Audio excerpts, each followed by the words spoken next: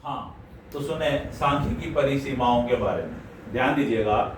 सांख्यिकी परिसीमाएं क्या, कि कोई भी लिमिट है, कोई भी अगर विषय है या कोई भी ज्ञान है तो उसकी कहीं ना कोई कमियां जरूर होती है। ऐसे ही सांख्यिकी भी कई कमियां हैं जो कि हम इसकी परिसीमाओं के रूप में वन बाय वन देखेंगे। सबसे पहले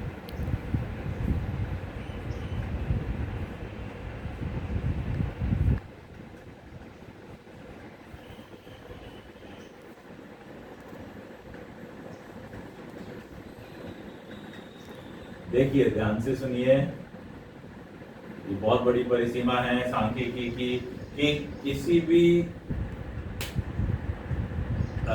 भी कार्य के लिए यदि हम सांख्यिकी का प्रयोग करते हैं तो यह बहुत जरूरी है कि वह गणितीय रूप में उपलब्ध हो, यानी मैथमेटिकल रूप में, न्यूमेरिक रूप में अगर उपलब्ध होगा कोई डाटा तो हम क्या कर सकते हैं, सांख्यिकी कर सकते हैं।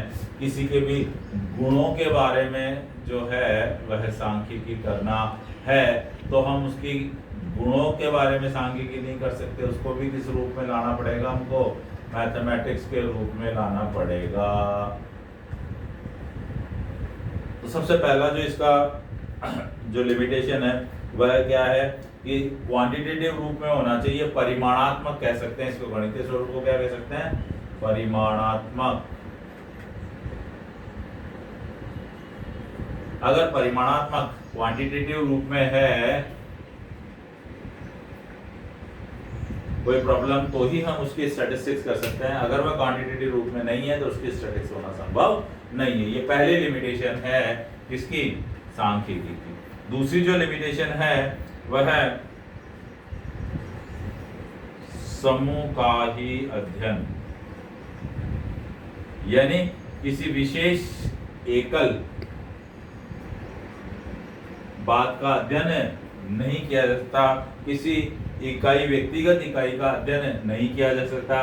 समूह में ही अगर आंकड़े होंगे, समूह में डाटा होंगे तो ही अध्ययन संभव है, बिना समूह के अध्ययन संभव नहीं है। किसी भी एकल इकाइयों का अध्ययन जो है वो सांख्यिकी में नहीं किया जा सकता। ग्रुप ऑफ डाटा, फिर देखें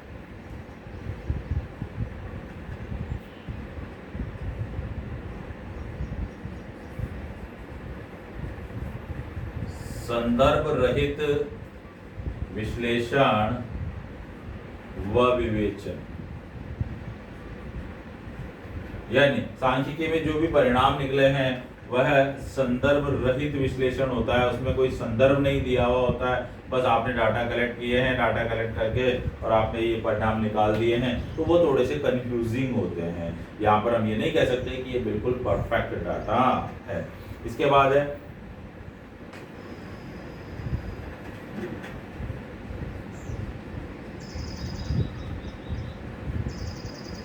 औसत रूप में लागू, यानी सांख्यिकी के जो भी परिणाम हैं वह परिणाम एवरेज ही अप्लाई होते हैं। यूं नहीं कह सकते कि 100% पर अप्लाई हो जाएंगे, ये नहीं कह सकते कि सभी के साथ ऐसा होगा, औसत रूप से ऐसा होगा ये कहा जा सकता है सांख्यिकी के साथ। तो ये औसत परिणाम अगर आप चाहते हैं कि जैसे आपने 20 जनों के डाटा इकट्ठे किए हैं और 20 जनों में जो है 10 जनों में या 12 जनों में ही वह प्रवृत्ति पाई जाती है, बाकी 8 में नहीं पाई जाती, तो 8 के बारे में यदि आपको मालूम करना है तो वह यहाँ पर पता नहीं लगता। औसतन परिणाम पता लगता है, एग्जैक्ट परिणाम पता नहीं लगता। इसके बाद देखें आप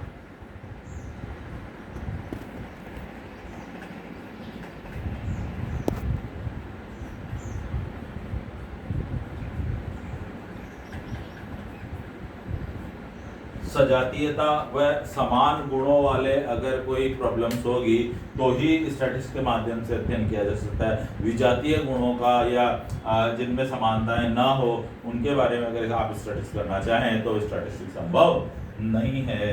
इसके बाद कह रहा है कि स्टैटिस्टिक्स जो है केवल क्या करती है, साधन मात्र है, साध्य नहीं।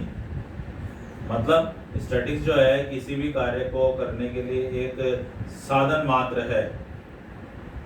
आप ये नहीं कह सकते कि दिस इज द रिजल्ट। ये क्या है, एक आपको अवेलेबल करा देता है साधन कि आप रिजल्ट तक पहुंच सकते हैं, लगभग वहां पहुंच जाएंगे। एग्जैक्ट पहुंचना तो यहाँ पर संभव नहीं है। फिर इसका जो एक और है वह है विशेष ज्ञान की आवश्यकता।